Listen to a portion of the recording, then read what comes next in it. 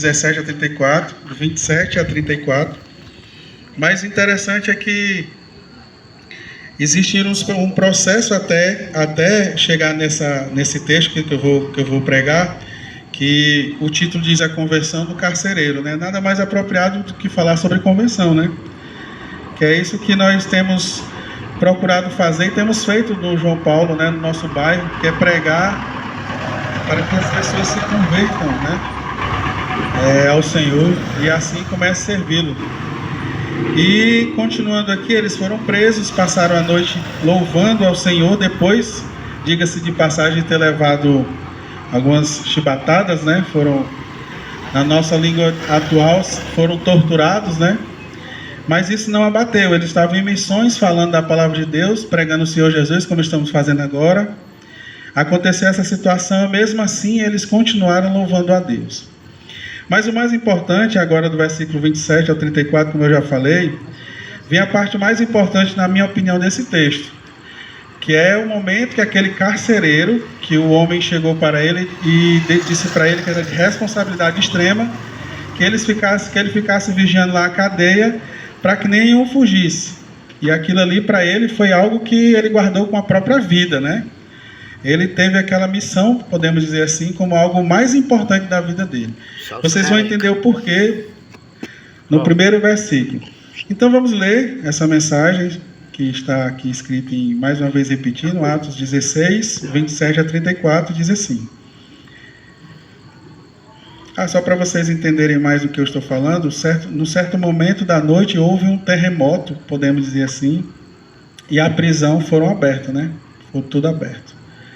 Aí foi quando começa aqui o que eu quero falar, que diz assim: e acordando o carcereiro, e vendo abertas as portas da prisão, tirou a espada e quis matar-se, cuidando que os presos já tinham fugido. Na cabeça dele, aquela missão passada para ele, de extrema importância, por isso que eu falei, que era a missão mais importante da vida dele, que ele, quando viu que aconteceu o terremoto, que aqueles muros caíram e tudo se abriu, a resposta para tudo aquilo que naquele momento para ele era tirar a própria vida. Então a gente entende que aquilo ali era a coisa mais importante na vida dele, era estar ali vigiando aqueles homens naquele momento.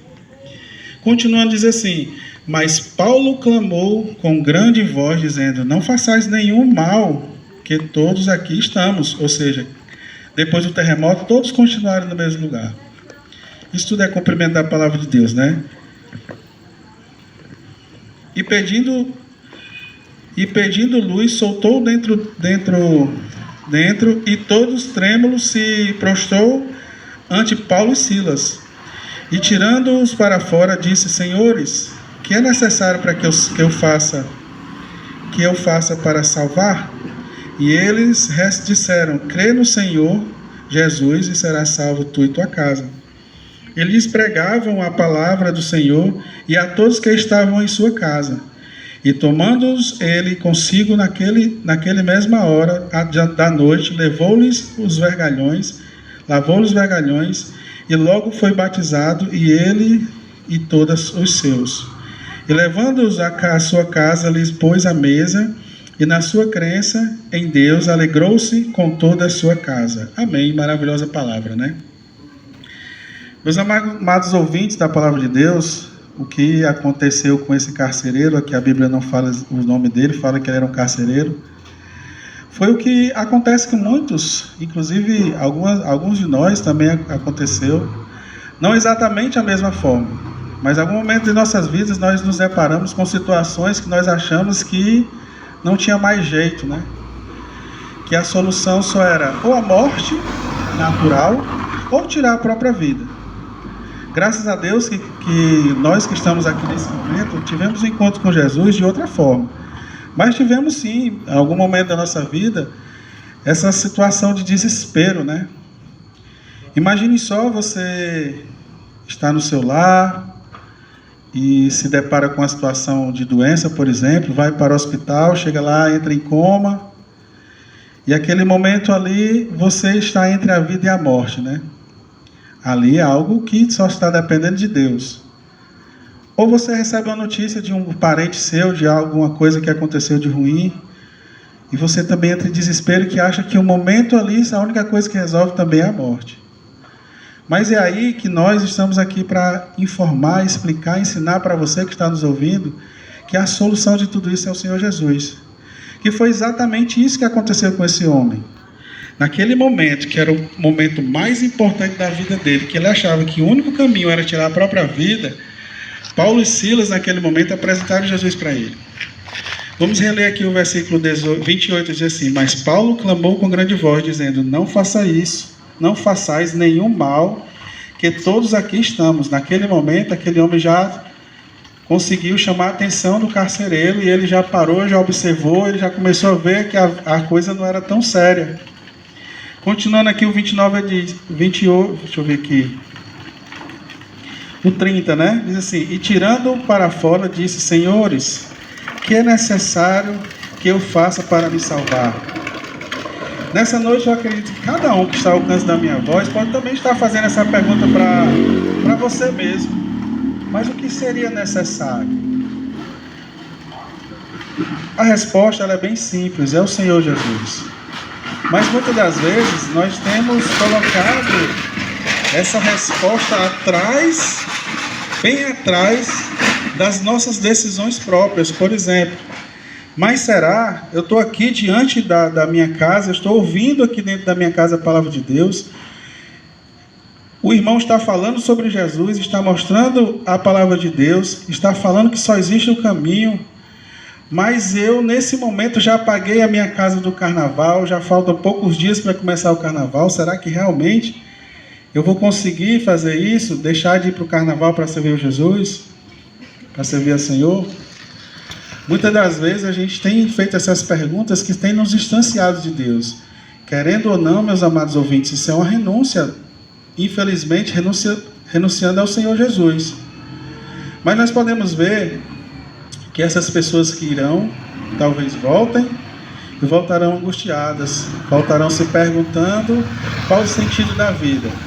Muitas vezes sem dinheiro, muitas vezes sem um objetivo, alguns talvez percam até emprego por terem ido, né? E a coisa começa a não fazer sentido para a vida deles. É nesse momento que hoje, que eu estou pregando aqui, vai fazer com que você lembre dessa palavra. Eu lembro que o irmão estava ali pregando, eu lembro que o irmão estava mostrando, eu não quis dar ouvidos. Mas nessa noite, cada um que está aqui ouvindo a minha voz, foi escolhido por Deus para estar aqui ouvindo. Que bênção maior que essa, eu não sei lhe falar. Que Deus lhe colocou. Deus poderia também ter lhe colocado em qualquer momento, nesse momento, em qualquer lugar. Mas Ele permitiu que você estivesse aqui essa noite para ouvir a palavra dEle. Mesmo que hoje não seja o dia que você venha chegar aos pés do Senhor, mas a palavra de Deus já está sendo pregada. Isso é a nossa alegria. Isso é a nossa felicidade, porque nós estamos fazendo o que o Senhor nos mandou, pregar o Evangelho, mostrar para as pessoas o sentido da vida, mostrar para as pessoas o Senhor Jesus. Nós não temos poder algum de transformar a sua vida, tampouco o seu coração, os seus pensamentos. Mas nós temos o poder dado por Deus de pregar o Evangelho. Isso é mais que suficiente para você, amado ouvinte, para que você entenda, escute a palavra e comece a meditar nesta palavra a respeito do Senhor Jesus. Sempre, cada um de nós que estamos aqui pregando a palavra de Deus, vai sempre falar essa mesma coisa. E muitas das vezes vocês acham que conhecem o Senhor Jesus. No entanto, está longe de conhecer. Nós estamos aqui dando a oportunidade dada por Deus para que você conheça. E nós não cansamos de fazer isso. Nós não cansamos de mostrar a palavra de Deus.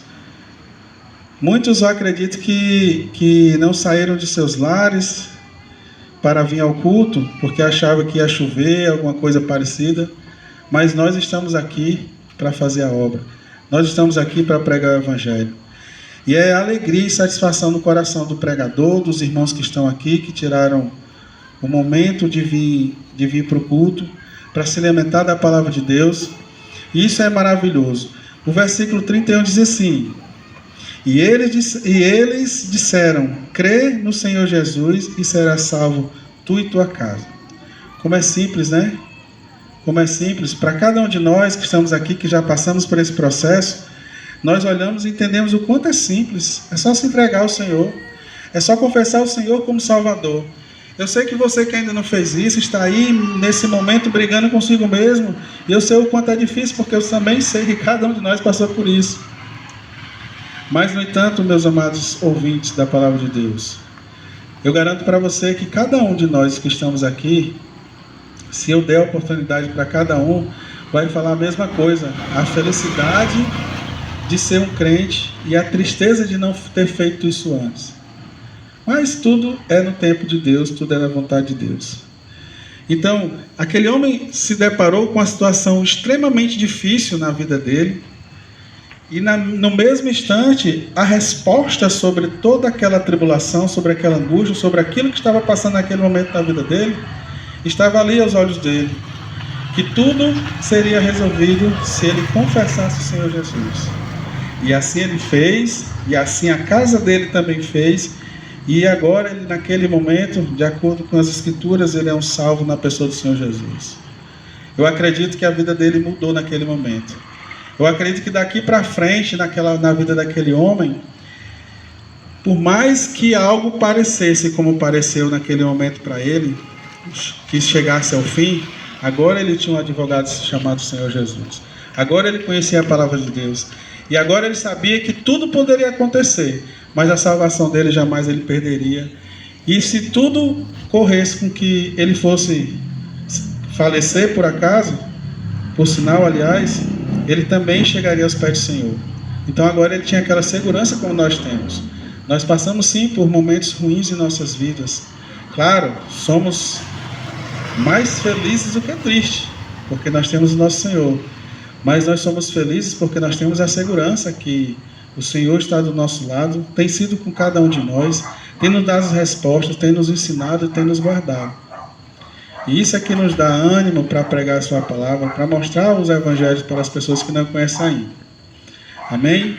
Eu dou graças a Deus mais uma vez por essa rica oportunidade. E de verdade, quem prega a palavra de Deus sabe disso. Como é bom para cada um de nós quando a gente recebe esse convite, quando a gente vem falar, porque o nosso dia a dia é muito corrido, né? Muitas das vezes nós não temos a oportunidade de estar falando sobre o Senhor Jesus. E graças a Deus, um dia nós tivemos a oportunidade, temos que também passar essa oportunidade para as pessoas. E nessa noite, essa palavra tenha chegado a seus ouvidos e que você tenha refletido sobre essa palavra e que um dia nós possamos estar aqui, você não como ouvinte mais, mas como crente no Senhor Jesus. Amém? Que Deus abençoe a todos. Eu convido o